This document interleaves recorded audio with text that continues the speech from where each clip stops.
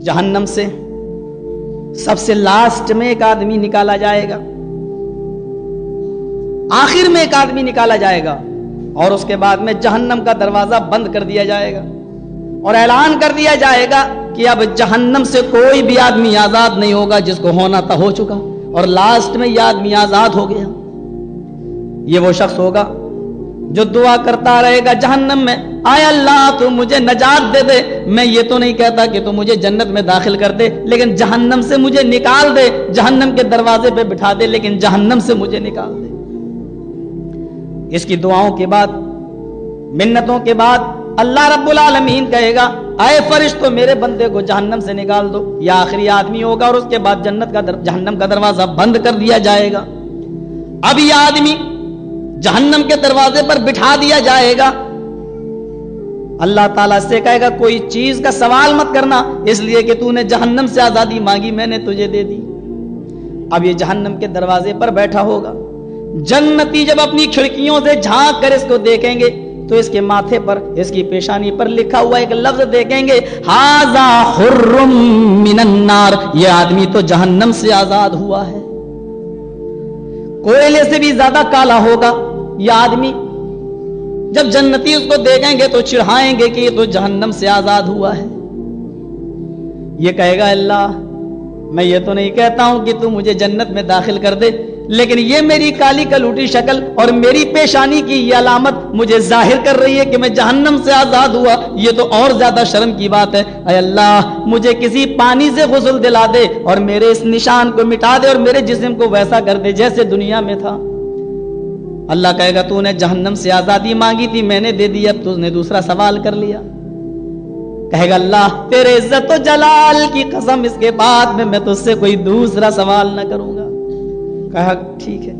आए फरिश्तों इसको गोता लगा दो, इसको कौसर के पानी में, हौज़े कौसर में गोता दिया जाएगा। ये नहाएगा, इसकी पेशानी का निशान मिट जाएगा और ये ऐसा हो जाएगा जैसे दुनिया में था, बल्कि उससे भी ज्यादा खूबसूरत। और फिर जहन्नम के दरवाजे पे खड़ा कर दिया जाएगा। इसका निशान तो मिट गया होगा, इसका जिस्म तो साफ हो चुका होगा, अब ये बैठा होगा। इसके बाद उसको नजर आएगा एक दरख्त जिसके ऊपर फल लटका हुआ है। ये जन्नत जहन्नम के दरवाजे पर खड़े होकर कहेगा, आय अल्लाह मैं तुझसे ये तो नहीं कहता हूं कि तू मुझे जन्नत में दाखिल कर दे, मेरी तमन्ना और मेरी ख्वाहिश ये है कि तू मुझे उस दरख्त के करीब पहुंचा दे। मैं उसका एक फल तोड़ के खाना चाहता हूं, जरा देखूं कि उसका टेस्ट कैसा है।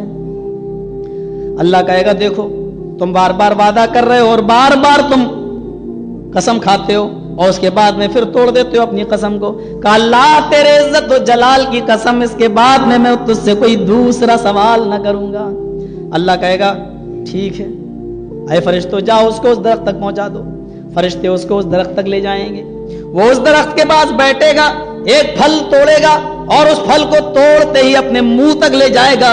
अभी खाया ना होगा, अभी दांतों से लगाया ना होगा, होंठों तक ले गया होगा कि उसको एक और दरख्त नजर आएगा जो इससे भी ज्यादा मेवों से, फलों से लदा हुआ है और उसके ऊपर लिखा होगा अरबी में कि ये एक फल, इसके एक फल में 12-12 फलों का टेस्ट है। ये उस फल को फेंकेगा, ऑटोमेटिक वो ऊपर जुड़ जाएगा। मुअत्ता के अल्फाज हैं आगे, मुस्नद अहमद के नहीं, आगे के अल्फाज मुअत्ता के।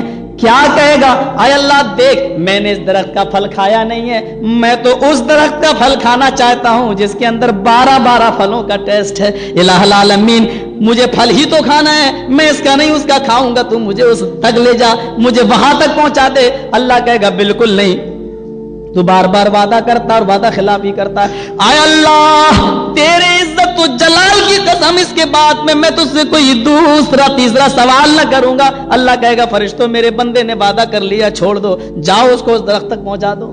अब वो उस दरख्त तक जाएगा, फल तोड़ेगा, आधा खाएगा, अभी आधा फल इसके हाथ में बाकी होगा कि इसकी नजर जन्नत के दरवाजे पर पहुंचेगी, जो जन्नत का दरवाजा बंद होगा, लेकिन उस दरवाजे के ऊपर लिखा होगा हाजा बाबुल जन्ना, ये जन्नत का दरवाजा है।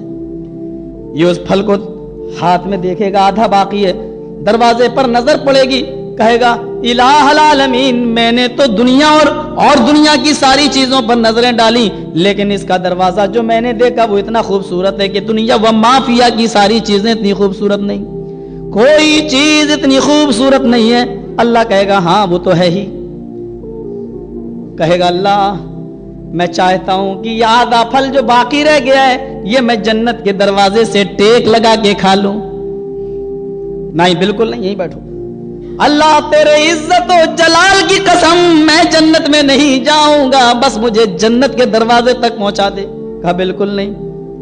کہا اللہ میں وعدہ کرتا ہوں میں جنت میں جانے کی خواہش نہیں کروں گا، میں وہاں جانے کی دعا نہیں کروں گا، اے اللہ بس مجھے دروازے تک پہنچا دے۔ اللہ کہے گا فرشتوں میرے بندے نے پکا وعدہ کیا، جاؤ پہنچا دو۔ حالانکہ اللہ جانتا ہے کہ میرا بندہ کیا کر رہا ہے، لیکن مذاق، اللہ بھی مذاق کرتا ہے، یہ صفت ہے اللہ کی۔ قرآن اٹھاؤ، اللہ یستہزئ بہم، اللہ بھی ان سے مذاق کرتا ہے۔ کہے گا فرشتوں جاؤ پہنچا دو۔ فرشتے اس کو لے کر جنت کے دروازے تک جائیں گے اور وہ جنت کے دروازے سے ٹیک لگائے گا اور ٹیک لگا کر وہ اس پھل کو اپنے منہ تک لے جائے گا اور کھائے گا۔ جب وہ دروازے سے ٹیک لگائے گا تو اس کے دھک کی آواز جنت کے اندر ڈیوٹی دینے والے فرشتے سنیں گے۔ وہ دیکھیں گے یہ کون آدمی ہے جس نے جنت کے دروازے کو کھٹکھٹایا، ٹیک لگائے گا تھوڑا زور سے، جنت کے دروازے اندر آواز جائے گی۔ فرشتے دروازہ کھولیں گے، من انت یا رجل، دروازہ کھولیں گے، پوچھیں گے من انت یا رجل، اے آدمی تو کون ہے، کہاں سے آیا، یہاں کیا کر رہا ہے؟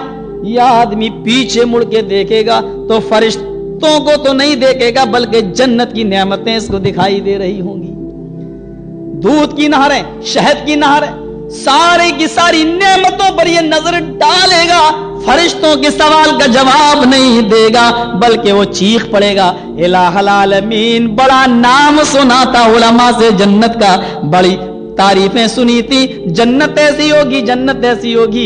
اللہ میں یہ تو نہیں کہتا کہ تو ہمیشہ کے لیے ڈال دے، میں سب سے زیادہ گناہگار ہوں، میری قسمت میں کہاں ہے جنت جو مجھے مل جائے، لیکن کم سے کم اتنا کرم کر میرے اوپر، اتنا رحم کر میرے اوپر کہ ایک نظر مجھے جنت دیکھنے کی اجازت دے دے، ذرا جنت دیکھ لوں، بہت نام سنا تھا تیری جنت کا۔ نہیں فرشتوں بالکل نہیں، ہٹاؤ اس کو۔ فرشتے کھینچیں گے، وہ دروازہ پکڑ لے گا، کہے گا اللہ تیرے عزت و جلال کی قسم مجھے ایک بار چلے جانے دے تاکہ میں دیکھ لوں ان چیزوں کو جن کا نام میں نے دنیا میں سنا تھا۔ اللہ کہے گا پھر جلدی نکلو گے؟ اللہ تیرے عزت کی قسم میں بہت جلدی دیکھ کر نکل جاؤں گا، بس ایک مرتبہ دیکھ لینے دے مجھے اپنی جنت۔ آئے فرشتوں لے جاؤ، جلدی دکھا کے واپس کرو۔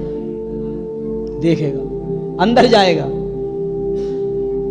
ساری چیزوں کو دیکھتا رہے گا، اتنے میں اس کی نظر ایک سب سے اونچی بلڈنگ پہ پڑے گی جس کا نام ہوگا مقام محمود، جس کے بارے میں اللہ کے نبی فرماتے ہیں کہ آپ آئے لوگوں، اے مومنو، اس کی دعا میرے لیے مانگا کرو اللہ سے، وَبَعَثْهُ مَقَامًا مَحْمُودًا الَّذِي وَعَدتَّهُ، اے اللہ میرے نبی کو مقام محمود میں مبعوث فرما بھیج، جہاں تو نے وعدہ کیا، جس کا تو نے وعدہ کیا۔ وہ مقام محمود ایک ایسا مقام ہے، ایک ایسا محل ہے کہ اس میں سوائے نبی اکرم کے کوئی دوسرا داخل نہیں ہوگا، یہاں تک کہ ہر وقت اٹھتے بیٹھتے لیٹتے سوتے جاگتے نبی کے ساتھ چلنے والے یار غار حضرت ابو بکر بھی اس مقام محمود میں داخل نہ ہوں گے، وہ صرف جناب محمد رسول اللہ کے لیے ہوگا۔